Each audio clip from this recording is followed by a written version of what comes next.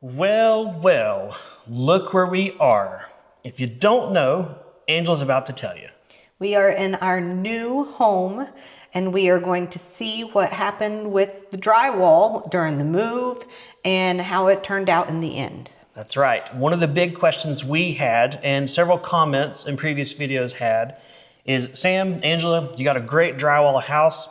Is that all going to get smashed to pieces in the transport and setup? So in today's video, we're going to bring you along with the footage and the story time of the drywall and interior finish out of our new home. When we walked in and it had first been moved, it was kind of a shock to see how much had been damaged. Elijah's room had a really big crack that pretty much went from ceiling to floor, and it had moved some of the ceiling a little bit, and just different places throughout the house there were cracks here and there. We were told that this is completely normal, but that they would fix it. Even with the issues that we saw, we weren't like scared that it was going to look bad or that it wasn't going to be fixed. We had confidence that the people would be able to fix it. And this wasn't a setup issue. This was just what normally happens whenever you're moving a home with drywall in it. To start off, we're in the living room. I want to go right to the main area of the house that they do, and this is not anything that's wrong, but their initial setup involves this section of the home. It is called the marriage wall. This is where the two halves of the home connect together, and it is basically the joint. So what you're seeing here is their results of working one day, just doing the first stages. They put up drywall, they put up corner bead, and they've attached everything and done their first layer of mud or joint compound. Looking in close here, we're able to see the detail of the corner bead, how they attached it, the drywall screws, how they're set, and then over here, their first layer of tape and joint compound. It's also worth pointing out that this crew is extremely clean. They have already put down drop cloths in all the areas where they will be working, as far as the marriage wall and the majority of the drywall, mud, and joint compound. They also took the time to take all of the supplies that were in the living room, kind of laying around haphazardly. They sorted them and they stacked them neatly in here in the family room, which was awesome. You can also see evidence of more drop cloths here in the family room going into the hallway, because this was another marriage wall. They worked on this section, doing the same kind of work with corner bead, taping, mudding, doing all that kind of work. Leaving the family room and going into what will be Elijah's bedroom. This is the room that had the most damage out of anywhere. There were some significant cracks here at the front wall, kind of zigzag, kind of like a lightning strike on the wall, went up to the ceiling area, and that was pretty much about it. So as far as the whole home, this was the worst room, but again, it really wasn't that bad. So over here at the front, we can see a little bit of work there at the left. You're also able to see how they marked the stud to the right, and they have added more drywall screws, reinforcing the joint. There's a little tape and mud joint right there on the seam going left to right. And then following it on up, we can kind of see how it zigzagged a little bit, but they've taped, mudded, and reinforced the drywall screws the entire way. They even took the time to take the crown molding off of the ceiling to make sure nothing looked bad behind it. And in this area, they've got some drywall tape in place to prepare for mudding that as well. Spinning on around the bedroom, we go back towards the door, and that was the other area where there was a little bit of damage. Again, none of this was bad, just cracks, really. And here you're able to see how they did a little sanding job. They put some tape on there, some fiber tape, some mud, and they've already started that process. Over here to the right of the front windows, they took the time to inspect this. They taped that joint. Down here below the windows, they did more. And basically, you can just tell as you walk around and look, they definitely went through this home with a fine-tooth comb and addressed anything they didn't like. As we go in here, this is Isaac's bedroom, and there was not much to fix in here. Looks like a little bit right there to the right of the window. Looking on around, I didn't see anything else except Elijah actually found this, and this is really cool. Inside the closet of one of the bedrooms, they even took the time to patch a spot up there at the ceiling. The fact that they were in the bedroom, in the closet, and looked up at the ceiling is really good. I know, sure, we all want perfect jobs and that's what we expect, but the fact that they caught that on their first day of work definitely gives us confidence and shows us that this crew is top notch, and that's really good. After the crew finished their first day of work, the main guy came over to our RV, knocked on the door and said, "Hey, do you want to check out our work? We'll kind of let you see inside the house too." Obviously, we jumped on that opportunity.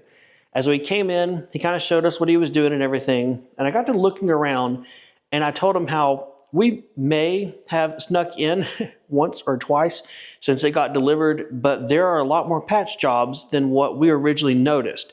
Like, for example, here in the kitchen, around the back window, the back door, some of the outlets, we never noticed anything wrong in that area.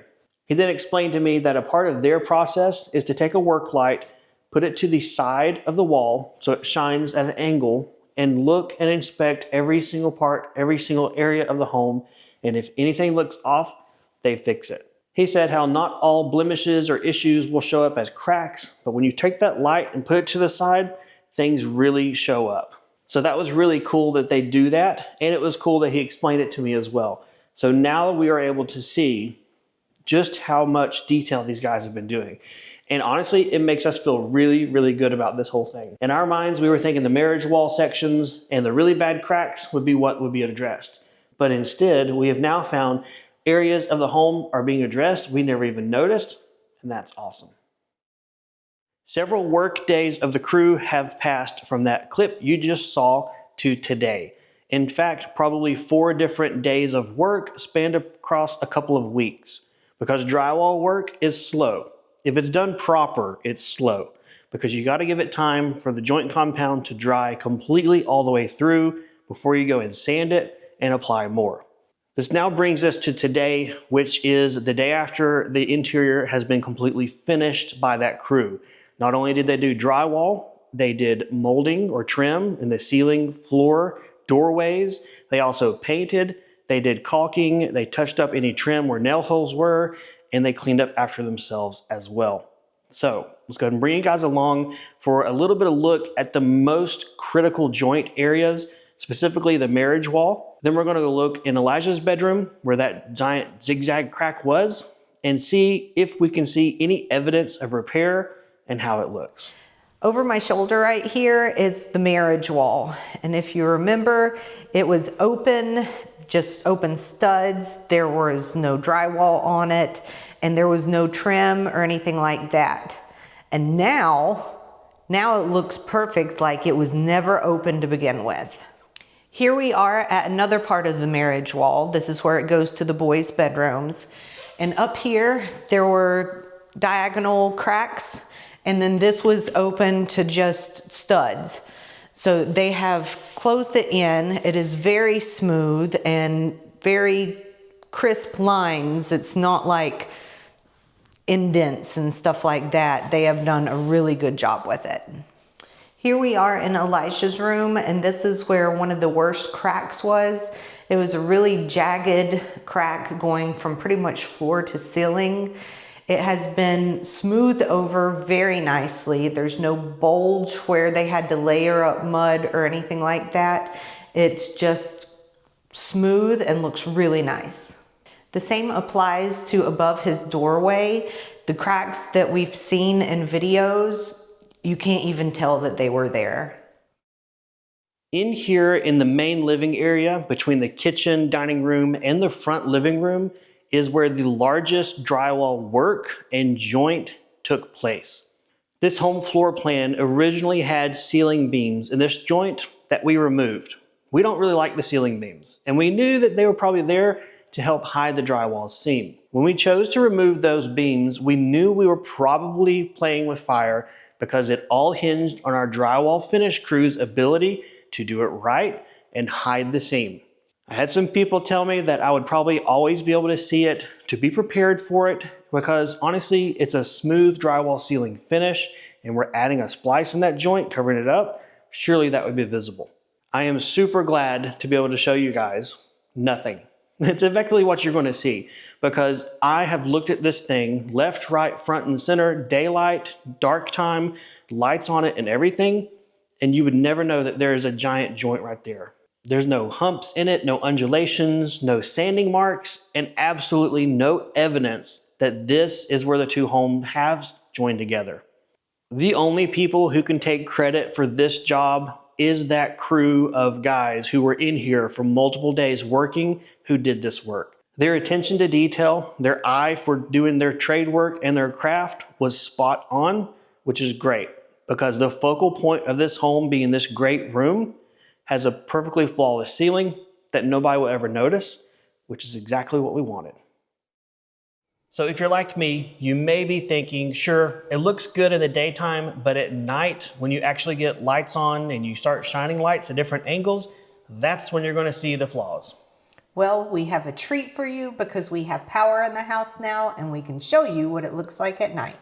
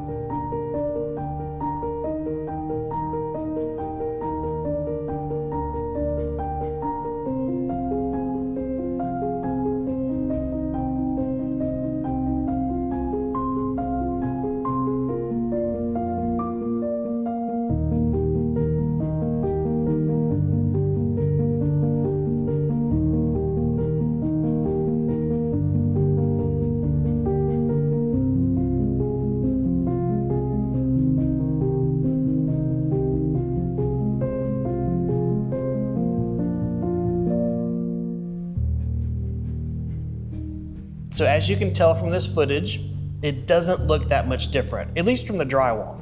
But boy, does the house look a lot different with the lights on at night. Being able to see this place lit up at night, it gave it a really kind of cozy vibe that you don't feel during the daytime. It still feels really big to us because it is big, but it gives you like this nice homey feel, which is good since this is going to be our home. It also does a lot to show you where the recessed lighting throughout the home has been placed pretty well. We're not familiar with recessed lighting in homes, not by a long shot, but having the individual areas or stations and just the location of them really added to the ambiance, I guess you could say, of the space. In case you're wondering, some of the lighting is missing. We actually have ceiling fans that we're going to put in the boys' room and Sam's office. That's right. We chose to convert from recessed LED lights to having a ceiling fan light box put in those rooms, and there was an option to have both at the same time. So that'll be some future content for you guys. You'll get to see what fans we picked out for the bedrooms, the office, our bedroom, the living room, and the family room. All the rooms. Golly bum, there's a lot of ceiling fans. Well guys, thanks for coming along as we got to see our house being trimmed out. If you have any questions or comments, leave them below. We'd like to hear what you think of how the guys did. We thought they did amazing. And otherwise, we'll see you guys next time. See ya. Bye.